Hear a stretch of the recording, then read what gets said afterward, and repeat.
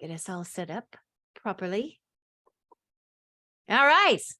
We're live. This is good. This is great. I am so excited. Welcome.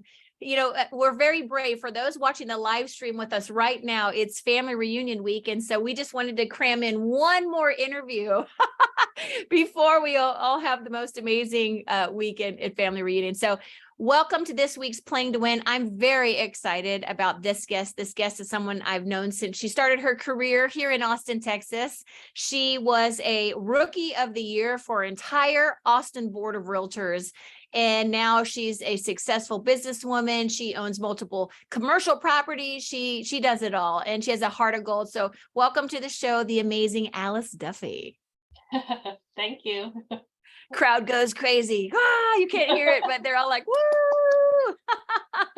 I love it. I love it. Well, Alice, welcome. I'm so glad. And I'm honored that you're a listener, actually. That I'm very flattered that you listened to it. And so you actually knew what this was. And you are somebody to me that is always looking at growth and at just improving your life in many different ways, right? And so let's have fun with this conversation. But just introduce yourself. I know I said a little 2-second thing about you, but who's Alice Duffy for our listeners today? Well, I've been through many phases of life already. I started in real estate in 2005 as a real estate investor.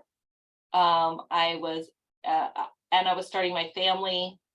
I was a yoga teacher. I had rental properties and I carried my babies on my hip to deal with whatever happened at the rental properties. And after, doing that for many years, I just needed more income. My kids were going to school and yoga teaching doesn't make very much money. And, I was also being a birth doula, which means you're on call 24/7. Oh my gosh. I did not know that about you. That's fantastic. Yeah. So I specialized in prenatal yoga. So the whole part of my life was being involved in pregnancy and birth and caring for women and their families through that transition. And I was looking at I need to do something to make more money, but I can't do more because I was already spread so thin. And so I said it has to be in yoga, which I'd already hit the pinnacle of my career. I felt like in yoga, I was known around the country as a yoga teacher and trainer. And doulaing wasn't really working for my family because I was always on call 24/7 and it just was wearing my family out. And so I looked at real estate and I was like, well, I think that one would pay me for my time. Like if I was on call 24/7 there, I think I'd make more money. And I really liked doing transactions for Steve and I when we were buying properties and making acquisitions. And I thought maybe I'll like it for other people too. Maybe it'll be fun for me to dig into their deals and make sure their deals work for them too. And so when I told my husband I was going to get my license, he said, well, it's about time. Great idea, darling. Great idea, right? Well, now, yeah. What year was that? I got licensed towards the end of 2016. Okay. And I signed on to KW and I really got started January of 2017. That was when I really started taking classes and I took the Ignite training and all that. So, okay. So you started out, so really January of 2017 is when you got into action kind of thing. So now fast forward to today, because today, what is your life and business look like? Well, because if people don't know, real quick, isn't it doula? It's like a midwife, right? Yeah, kind of, but kind of. It's like you assist people through, the birthing process. You work with the woman as a coach, kind of, for pregnant women, right? Yeah, and their partners. So okay. You help the laboring couple, whatever that looks like through that birthing process as physical, mental, and emotional support. But you're not a medical person. Right. So, but this is where you mean the on-call thing. That's why I wanted to point that out, is I don't know if everybody knew what that was. Yeah. From needing to be on call all the time is a big deal. Yeah. Oh yeah. Babies come when babies come. Right. That's right. On their time, not ours. They're always born on their birthdays. That's cute. Okay. So what does life look like today? Life looks very different today. I am fully in real estate. I am a full-time agent. I have a small but mighty team. Um, we actually we have a commercial division and a residential division, and our business is about 50-50 at this point. We did 55 transactions last year and had a total sales of almost 40 million. That's incredible. That's awesome. Now, that's a very unique thing to have half and half, kind of like half commercial, and it kind of evolved to that. When in your investments and stuff that you had before you got into real estate, were any of those commercial properties already, did you say?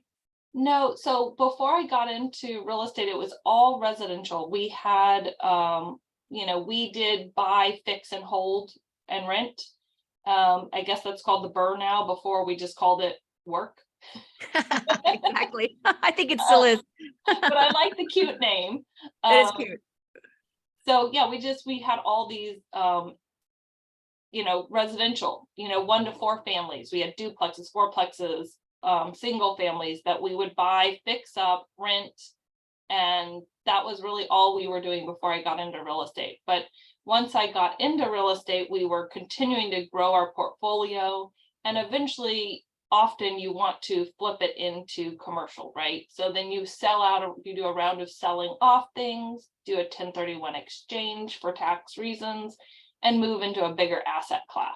So we bought actually short-term rentals, and we bought commercial properties. And we are invested in apartments as well. So that's how I kind of got started, was with multifamily in commercial. Okay. And I learned all about how to do acquisitions for big apartment complexes. And so that was kind of my first foray. Commercial is very specialized. So it's not like just because you do commercial, you do everything. You do your niche. And so that was my niche at first. But then as we were looking for another apartment complex, I came across this amazing warehouse complex, industrial. So, and the numbers were good, and I could tell that the numbers were good. So I decided I would just learn light industrial. I love it. No, that's so true. In commercial, things are very specialized, right? Whereas in residential, you'll see people doing multiple different things. But okay, so really what got you into commercial was your own personal, wanting to take your investment portfolio and wrapping it into something kind of like bigger and the next thing, right? So taking maybe some of your single family and then 1031ing it into something bigger. And then you got the taste for it. And then you're like, well, I can help other people. Is that why you got that? Or what led you that? Because now you don't just do it for you, you're helping other people do the same thing. Well, I've always specialized in helping investors because I was an investor. I really understood what they wanted and needed. I understood the numbers behind what they were looking at. I knew how to calculate the returns that they were looking for. So that was always a thing. So I was helping them make their acquisitions. Some of them were needing to do the same thing, where they flipped their portfolio from residential to commercial. So yeah, it was just natural. I was doing it for myself. I was doing it for clients. Once I started doing light industrial, well, then that opened up a whole nother avenue to help clients. So, and then I started working a lot with transitional land and development, because we're a very growing area, Central Texas. And so I do work a lot with landowners and developers to both sell and make acquisition. So now that's kind of where I work most. I've also learned tenant rep and landlord rep, just because I have 12 warehouses that I'm always repping myself. And then I've done I did a really large acquisition for Torque Robotics when they moved part of their company to Austin. When you say you have 12 warehouses that you that you take care of, is that your personal or the people that you work with? That's my personal. I do tenant and landlord rep for others as well, but I don't do property management. Yeah. So but I will help them lease and find tenants and stuff like that. I just wanted to make the point that you have 12 warehouses is what I wanted to point out. That's pretty freaking amazing. I love that. That's amazing. Yeah, it's one complex. So it's like 4 acres, and we have 12, shell warehouses, giant metal buildings that we rent to mostly mom and pop businesses so that they have a space to run their businesses out of. It's really cool. That's so cool. I love that. So what does your portfolio look like today? What are you most proud of? Because you went from, you got your license, baby on the hip, doing these other things, being an investor. Fast forward to where we are today. You are this, you have your hand in a lot of different things. What are some of the, things that you're most proud of in your portfolio? Because that sounds like a pretty cool project. That one is one of the ones I'm most proud of. We also own quite a few Airbnbs, which are kind of fun. And that's, you provide a place where people make memories, right? And so that's a cool thing to do. The overall thing is that I'm proud of is that my husband is retired. We worked really hard to create enough passive income to replace his income. And when we did that, he then had the choice to keep working or retire. And he kept working for about a year and then, was looking at what I was up to. We were both working full time, and he really made the choice to support me. And I am grateful for that, because I don't know that I could do what I'm doing without that level of support at home. We still have teenagers, and I don't go grocery shopping anymore. Oh, that's amazing. Well, kudos to him. But, you guys created a life that your passive income allowed you to do that, so that you really live that life by design. I love that so much. I love that for you. That's really, really, really special. Okay. So you teach a lot about wealth building. It's a passion of yours. Let's talk about that, because I feel like there's been a lot at KW2. We're really gravitating because, people say they make their money in actually their investments, not necessarily their job, right? Their job, they get the income that allows them to then invest in things that make them wealthy or bring passive income, or whatever the, definition you want to have on that. Let's talk a little bit about wealth building, since you're so passionate about it. Yeah, it's the driving force of what I'm up to. And I just want every agent to be able to retire one day in a lifestyle that's really comfortable for them. And they're not going to do it selling real estate every day. And no offense to anyone 70, but when I see a 70-year-old selling real estate, I think, are they doing that because they love it, or are they doing that because they have to? And I hope that it's because they love it, and that they get to choose every client handpicked, because, wow, I just don't want that to be their reality, that they have to. Well, it's a different energy, and so it's like, if they're doing it because they want to keep in the game and they love it, that's a completely different energy. And then they're off for the next 4 months traveling the world or whatever that is, right? It's very different. I love that. Okay, so let's talk about that. So, because the listeners today are going to think, well, you were already an investor or whatever, right? People always create reasons why it won't work for them or why they're not there. And I really believe that everybody would like to have, because there's such an awareness about it. We don't learn about wealth growing up. We don't learn about financial savviness growing up. I know I didn't learn all that until Keller Williams, honestly. You were an investor. I was not. I learned all that through this company. And so how did you, I want to go a couple different things there, and I want to stay in this conversation for a while, but so what made you originally start investing? Let's just start with that. And what advice then, where I'm going with that is, what advice would you have for somebody that hasn't even started? Yeah, it's never too late to start. I started because we read the book Rich Dad Poor Dad. I just reread it recently and it holds up. So feel free to pick up a copy of that. It's great. And my parents read it and my sister read it, and we all decided we were going to invest at the same time. My parents are obviously much older than me, and they bought several rental properties.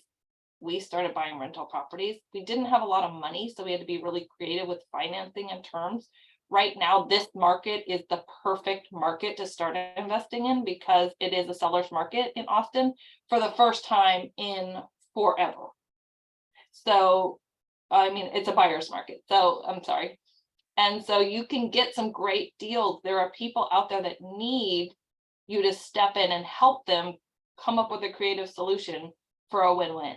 And so if you can do that, you can start. And I know it seems like daunting, but the most important thing is that you have a good coach, somebody who's going to give you good advice. You build a good team, lenders, a good real estate agent that understands investing. And then you act even when you're afraid. And you just move it forward a little bit, a little bit.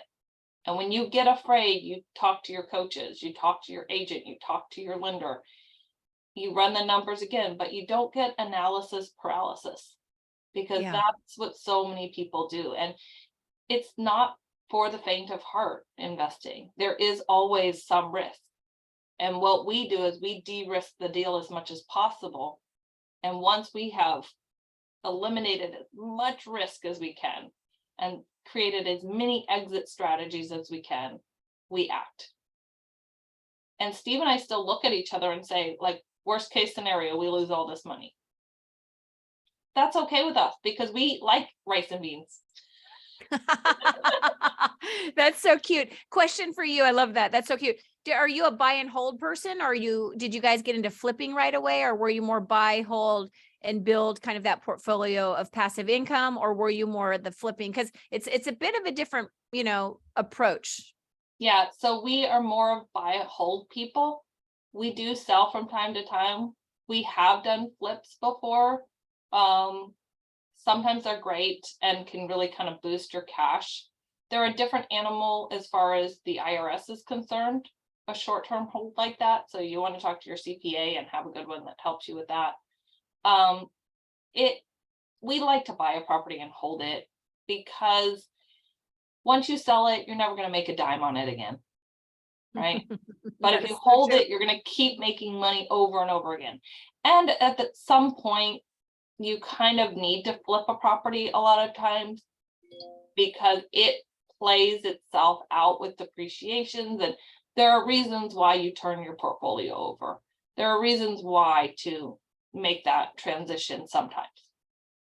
So where does someone get started on that? Like, what would you recommend? I mean, like, let's dumb it down for the person who has never invested. What you said, create your team, but where would they go, especially if they're in our world? Like, what are some suggestions on how people could learn how? Because once you know how to do it, and now I'm talking to real estate agents, if you know how to do it, like, then you can teach other people how to do it, right? And I just feel like you're offering more value to your people when you know what you're talking about.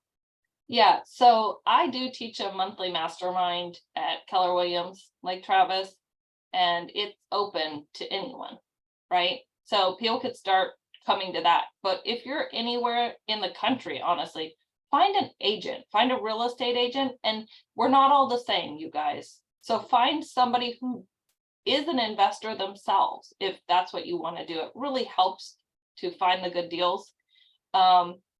If you're a real estate agent and you don't understand, find an agent that can coach you. Find an investor agent that will pour into you and help you, even if you pay them for your first transaction. Let them get the commission, right? Take a referral fee for referring yourself to them. Yeah, I love those kind of referral fees. Yeah, and the thing is that that's okay. And you don't be afraid, don't be cheap about it. You want to pay your team because you want to work with them over and over again. So honestly, like, once you get an agent, then they're going to help you find a good lender. The lender is going to help you understand if you're qualified or not. Now, remember, when Steve and I started, we didn't have money and I didn't have credit, and Steve had student loans. So we had to work 6 months just to fix our credit situation so that we could make our first purchase. So you can start from anywhere. Don't be afraid, but knowledge is power, right?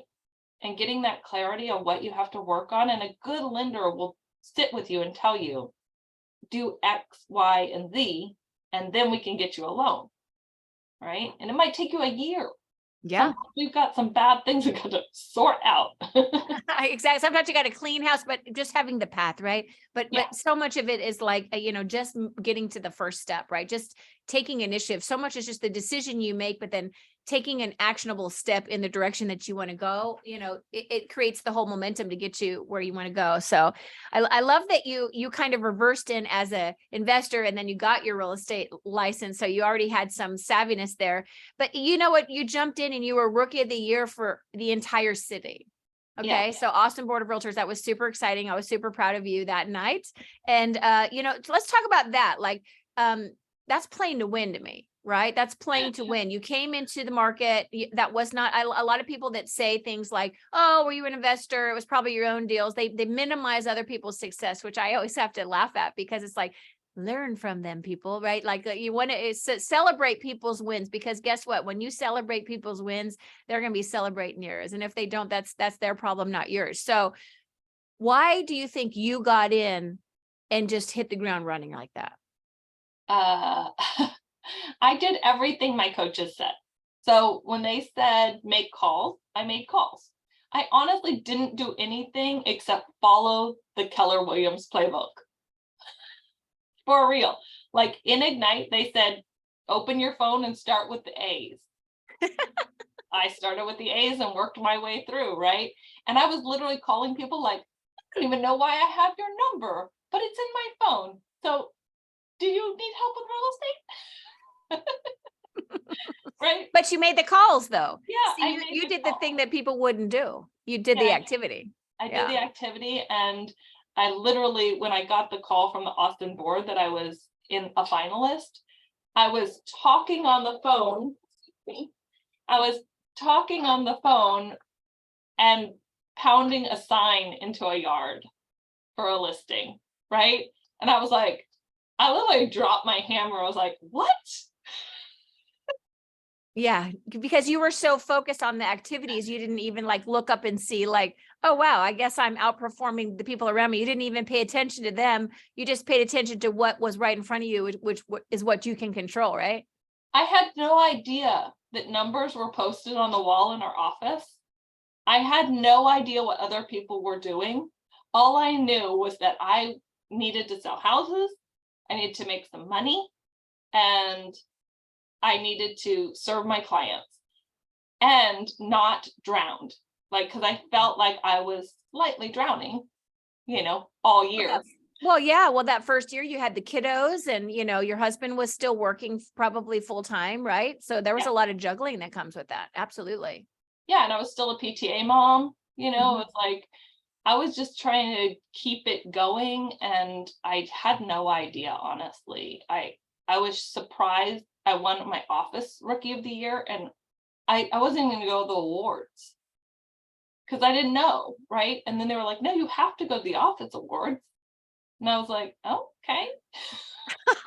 And you're like, I'm glad I did, I'm glad I did. But so what, and it's funny because you're down. I love the humility around that, but honestly, you just came up, showed up, and you followed the playbook. Like you said, I came in and did it. And I think so many people make reasons why that doesn't work. Whenever there's reasons why that doesn't work. And you didn't even take time to find reasons why it didn't work. You just did it. I just trusted the people around me had my best interest at heart, right? Like David Burton, Emmy Cook, like those people in my life, they seemed really smart. And I just was like, well, they're telling me to do it.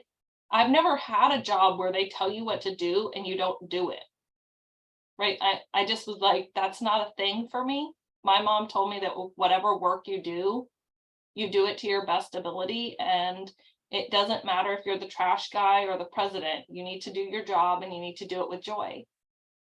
And so that's what I did. I mean, and it works, you don't have to reinvent the wheel. You don't have to be the smartest person. You just have to do the work. I love that. So you have great work ethic, obviously. Okay. Question that I ask all my guests is, what does playing to win look like to you? Playing to win means setting your goals, working your strategies, and achieving. And, I, with the help of Keller Williams, set some pretty ridiculous goals for myself. And I can say that I often fall short.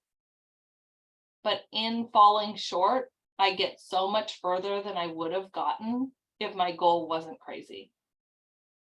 So Plus the think big, aim high, right? yeah, I Right aim from the red so book. high. And Mhm. it's like I have to remind myself at the end of the year that I made it up, right? Because I'm like, oh, I'm missing it. I'm like, oh yeah, you made a crazy goal. You're crazy. It's Oh yeah, okay, I you set did that good. goal. I set that goal. So Yeah. you've never changed that? You still keep just out, you do, because I do goals and then I do stretch goal because I'm somebody who likes to, I like to win, I'm very competitive. So I want it to be just out of my reach so that I can hit it. And then I like to have a stretch goal. Yeah, I just set a stretch goal. Okay, so you go for the stretch. I love it. I just have the one goal and I just, like a hamster on the wheel, just keep running for it. I love it. So now I know you also have, sorry, I'm losing my voice here. It's not even raining in Austin. That's usually only for rainy days. So let's go back to you. I wanted to touch on philanthropic for you. Yeah. You have a philanthropic side. Let's talk about that. Yeah. Well, I think it's important to give back. And there are times in my life where I haven't had the money or to give. And so I've given my time. And now, as I've gotten busier with my time, I give more of my money.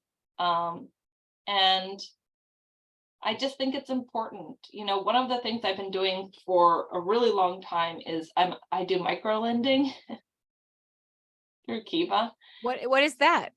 Uh, Kiva is a website where you can make small donation loans to people. They have like maybe they're trying to raise like $2,000, but you give $25 of it, right? And everybody puts in. So it's like the entire village is helping. And so we do a lot of that. I think I've made loans in like over 56 countries or something. Oh, wow. And it's from anything from a startup or something. Is it something like they're trying to start something, or is it like a personal loan, or it can be whatever? It can be whatever, but a lot of times it's a small business loan, right? They have a business and they need money to like expand their business or sometimes it's education. They're trying to get their education. It's all different stuff, but it's just I love doing that a lot. And it's just such a fun game. And then they repay it, right? And they could default on it, but even if they default on it, you're only out a little bit of money, right? So it's like little incremental. Okay, that's really cool. I haven't heard of that. Yeah, and then I just keep moving the money. So every time it comes back in, I'm relending it. So that's one of my ways that I love to give back. And then I just support a lot of organizations. I have a goal to give $1 million. Yeah. And that doesn't, at first, when I thought of that, I didn't think of it. I stole it from Gary. Yeah, it's recycled. That's what we Yeah. do. It's a beautiful thing. Yeah. Inspired. I was inspired by that. And so at first I thought I had to give $1 million all at once. Mm. And then I realized that like I could just track every donation I make Right. on a spreadsheet and it could add up to $1 million and that would still be super valuable. So Gosh, the power of that, huh? I want to give them, I think a lot of people feel that way. They would love to give $1 million, but they're not thinking of it purposefully or intentionally like that. So they're not tracking it. yeah, Right. You're not tracking it. And really they might already be at 500,000. that's right. But you're not paying attention. So I love that goal. Why is that important to you? Giving $1 million? Because money is good for the good it can do. And I am playing a game of making a lot of money because it's fun, not because I need a lot of money. I don't even like to shop. So Yeah. I mean, it's not because I need it all, You're but gamifying it. You're yeah, gamifying it for the greater good, either more investing or helping others yeah, and and we creating a invest pool. a lot of our money. Like that's a big part of what we do is like what percentage can we invest this year of our income? And then, but also like what can we give? And it's just to me, I love to play full out, right? And so how do you know what your potential is if you don't go for it? That's right. So when you look at yourself today, does the Alice Duffy from, 2016, do you recognize yourself, or can you believe that you're at the level that you are today? I mean, I do and I don't. I think it's pretty crazy where I'm at, last year at family reunion, our big conference we're all headed to, looked over and said to my crew, I was like, I'm gonna be on stage next year. And then I immediately backed it down to like, okay, I'll be on a breakout. You mean, because if you don't know, if you've never been to one of Keller Williams conventions, this massive hall of 10,000 plus people, right, on this major stage, and you're like, I'm gonna be on the stage, and then we have 175 breakout sessions, which in itself, by the way, is a huge honor to be invited to, because there are so many amazing people in our company. So to be asked to be a panelist or in a breakout session or whatever is a huge honor. And what's happening? Yeah, and I'm gonna be on a breakout and on a panel. And so I'm like, that's the power of like saying it and then being it. And the other thing, Melanie, that I want to point out to people is that I didn't just say it. I also asked for it. And so it wasn't like I said it and then people were like, oh, Alice would be perfect. Like, I don't know how that comes about, but I literally wrote an email to you and other leaders in the company and said, I throw my hat in the ring. Yeah. So, Yeah. it's like sometimes if you want something, you have to ask for it too, so that people are aware that like you'd be interested if there's an opportunity for you. Right. I love that you said that, because so many people, it's that, the law of reciprocity or law of intention or law of whatever, right? Where you put it out there and you say it out loud is step one. It's only step one though, right? Yeah. And you have to do the actions that are going to support that happening, but you also have to share that with people and ask for the opportunity and raise your hand and say, I want that opportunity. And Mm-hmm. I think that's the missing piece. A lot of times that people think, well, law of attraction, why is it not coming? I said it, I thought it, but I'm not doing the things, and I didn't like really share the goal with anybody. So I love that last year you made that, you said it out there. I remember that email when you reached out and said, how do I be on stage? Yeah. And here you are this year, you're going to be on stage, and don't minimize it with a breakout session. You're on stage. There are 10,000 people that will be there, and there's just a couple hundred people that will be speaking at it. Yeah. Yeah. And And, you're one of them. one of the things, you said, like, do I recognize myself? Well, I do kind of recognize that person, but, Melanie, I grew up in a hippie community.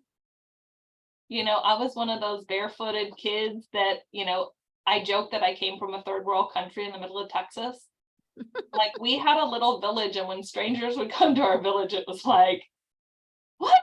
Who are these people? Like, imagine yourself in Africa or something, and all the kids gather around you because they've never seen you. That was where you lived. That's where I lived. I was one of those little kids. And so, like, yeah, it's a pretty different world Wow. that I live now than how I grew up. I had an outhouse until, I left home.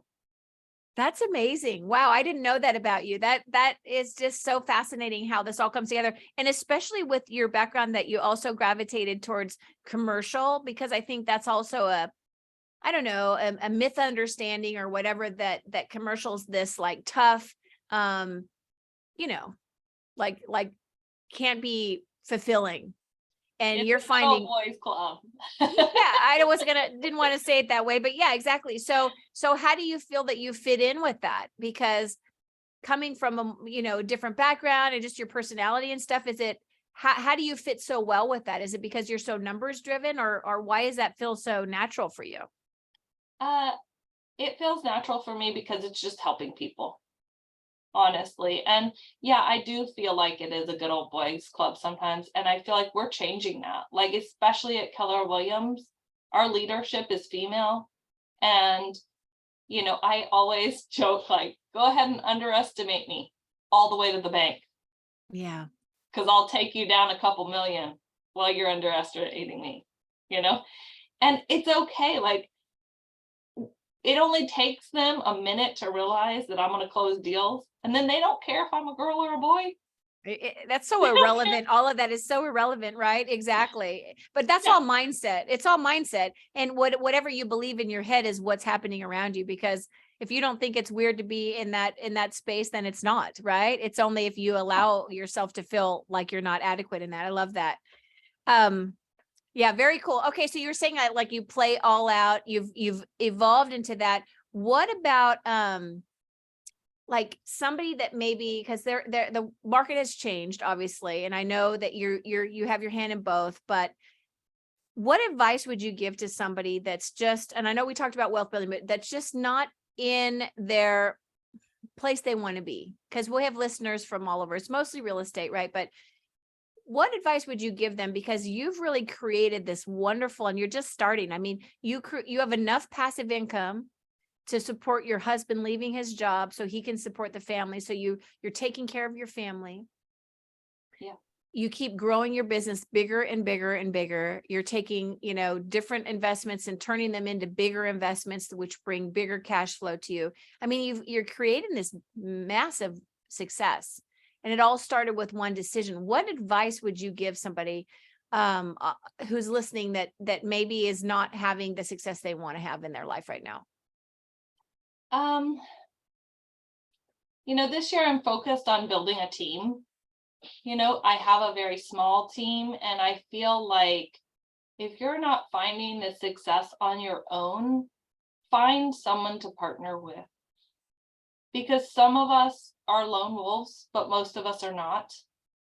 Most of us need to surround ourselves with positive, like-minded people that will help lift us up and remind us, like, get back to work. Yeah. No, put on your big girl pants. I heard you cry about that enough. Now let's go, And I literally had one of those days the other day where I was just like, I just want to stay in bed and cry. And I was like, nope, you've got work to do. Put on your big girl pants and go to work.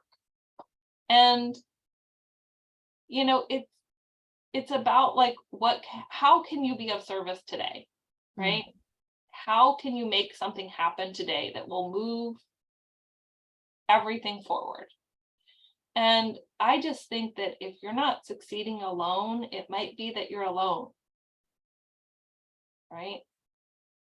And most of us are not alone type of people.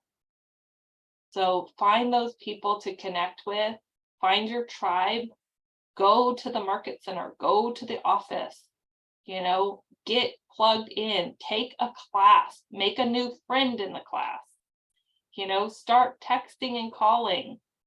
The first rule on the Alice Duffy team is show up. Yeah. Yeah. Show Right? up. I mean, that's a big one, right? It's a big one.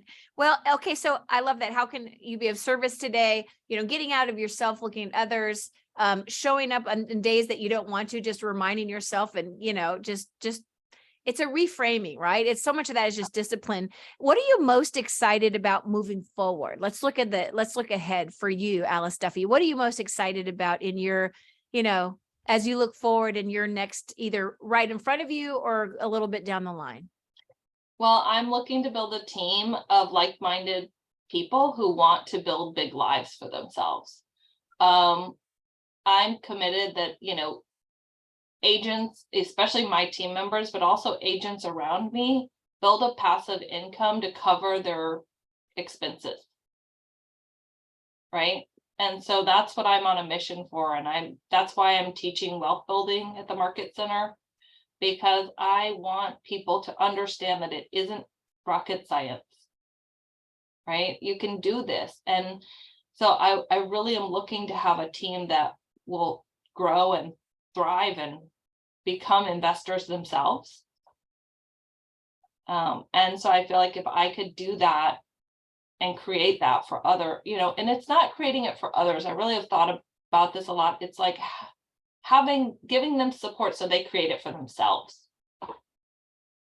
Because I can't create it for them. They have to be willing to do it themselves. But I can coach them and I can give them support as they create it. And you can teach them how to think and you can role model that behavior, right? But that is the hardest thing about, I think, leading others or building a team or whatever, is like you can't make that decision for them, right? You can't do that step. They have to do that. All you Yeah. can do is create the environment that gives them every opportunity to be inspired by that and take action. And at the end of the day, they still have, you can't do it for them, like you said. Yeah. They have to do it. You know what I mean? And so that's what I'm looking for. I'm looking for more people to be around that, you know, inspire me, because I get inspired when they get inspired. I Yeah. can take it to the next level when they take it to the next level. And it's I am competitive by nature, but it's like we all are winning together, right? And then, you know, like I feel like I'm getting to a point where I'm going to be looking for a project, like a philanthropy project to do with people. Because I feel like I'm ready to have a little bit more ownership over my philanthropy, because it's always been just giving and A then piece of who someone knows? else's or whatever. Yeah. Who knows Yeah. what happens to that money, really, you know, Yeah, instead of being absolutely. like, I helped with that. Do You you know, have a passion, a cause yet that you know which direction that would be for you? I'm working on that. Okay. I feel like it's going to come. Okay. Well, when you open your mind for it, the answers come, right? Yep. Well, I'm excited to see what that is. I know that's in you because you talk about that. That's why I brought up I knew that that's something that's very important, because you're a big giver already. You give for locally, you're involved in a lot of things. And sometimes you have to give money because you don't have as much time. At the beginning, you give more time, and then later you give money, right? You give what you can, as long as you're giving. That's, at the end of the day, it's all equal. A dollar is equal to somebody's time. So that's why I always tell people, hey, if you don't have money to donate to whatever you're passionate about, get involved, go volunteer.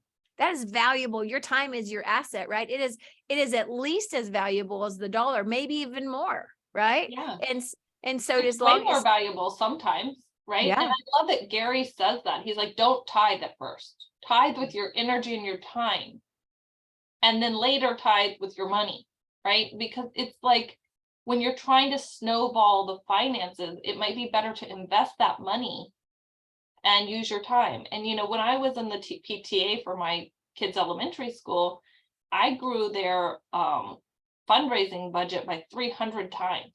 I couldn't wow, have donated that much money, right? But through the community, we were able to leverage this massive amount of money that this elementary school had never seen money like that, right? And so use your talents however you can. yeah. And that's key. It's like sometimes your time is actually way more valuable than your dollar. Way more, way more. And it could be little things like your children's school, right? Mhm. Donating at the school, getting involved, because I know that you have been very involved with your kids' schools. But like, I think about my kids, they would have career day, right? And so I always wanted to give more, and I was always kind of, little part of me was a little jealous that I couldn't be at all the things that all the stay-at-home moms could be at, because I was the working mama, career woman, right? And I never wanted to miss the big stuff, but the little stuff, I never missed the big stuff, never missed the big stuff. But when an opportunity came up one day, like literally my oldest son was in 6th grade in middle school at Lake Travis. And I was talking with the principal for something else. And she's like, hey, we have this career day. Would you come talk to the kids? Well, that turned into like 6 years of me doing that, right? Like every Yeah. year, well, Miss Kenneman, you're coming back, right? And I would talk to those kids about not just a career in real estate, but about whatever you decide to do, make sure real estate is part of your past. So I have this big giggle that Austin can thank me, from like, all these kids in Lake Travis going out there being like, I have to buy real estate, or, I'm making my license, or whatever, right? I giggle about it. But literally I would watch my sons. Initially I did it for my children. I wanted my children to see me doing that, giving back, inspiring people, right? And it's funny because there would be all these people there. There would be astronauts and lawyers and superstars, football players, and the kids would go to like 6 sessions. And I would be like, kids, don't you want, to my son, don't you want to go see the others? And they say, no, we just want to watch you and help you. And seeing just whatever that is for you. But that giving time for me was some of my most fun volunteering. Yeah, for sure. For So sure. what is it for to the listeners, right? What is that you love? And, find something, because that'll energize you, whatever that is. And that can evolve into, now Alice is going to create her own something. It's coming. It's going to unfold for you exactly what it is. And then it's going to be amazing. I mean, I just brought a woman back to KW, Alice, who has this huge vision for a nonprofit. Yeah. And real estate will fund that happening for her. Yeah. I mean, my real estate career funds my life, right? It's like, it's the economic engine that funds all the other things. The investing, the philanthropy, I've got kids that are staring down the barrel of college. It's like that. It's created such an opportunity for me to be able to support and help family members. And it's an amazing career. It's an amazing career. I think people don't realize it. It's an amazing career. It exceeded all expectations, for sure, for both of us. Last parting thoughts. What is your last parting thought? I so appreciate you being on the show today. Last parting thought for our listeners about anything that you would like to leave them with today. I think it's just, get out of your own way. It's like, it's so easy to have those limiting beliefs. We all have them. Like, no one's exempt from them. And it's so easy to stop yourself or to replay traumatic thoughts or things people have said to you in your head, but it's just not worth it. Find empowering context and interrupt that inner voice with something positive. And, choose to reframe your life so that you're the victor, not the victim, and move forward. Life is too short and it's too good to be missing out on, So I think that's it for me. It's like, I just want to be living a very full life. And that doesn't mean that there isn't pain or hardship. Of course there is. And you have to act anyway. Beautifully said. Beautifully said. And that will definitely be where I cut it on the podcast. That is so good. Beautifully said. And I would also say, I hope our listeners today heard the whole, especially if they're in real estate or whatever they're doing that's transactional, right? It's not that's not where you build your wealth, right? You don't build your wealth on the transactional. You build your wealth on what you do with it and the investments that you make. Mm-hmm. And that's what's allowed you to build the life that you have right now, where you have a supportive husband, the family's taken care of, whether you sell a house or anything commercial this month, next month, or the one after that. Yeah. Yeah. Pretty I'm cool. taking listings like crazy. That's yeah. Well, I have no idea. I mean, you had big goals, so I have no doubt about that. Yeah. Oh, Alice, great job on the show today. Thank you to our listeners. We have some live listeners with us. I really appreciate you guys tuning in, and we'll be back. Probably back. We're not going to be back till March because we have a lot going on here with family reunion. And to everybody who's listening on the live that's coming to us to California, we will see you there. Check out Alice. When is your breakout? Oh, my breakout is on the 18th. And it is called The Commercial Opportunity. Are you missing out? There you go. Yeah, we're going to be excited to be there. I love it. I love it so much. So we'll see you in California. Thank you for being on the show. Yeah. Thank you guys See you for next listening. time. Have a good day. Bye, guys. Thank you, listeners.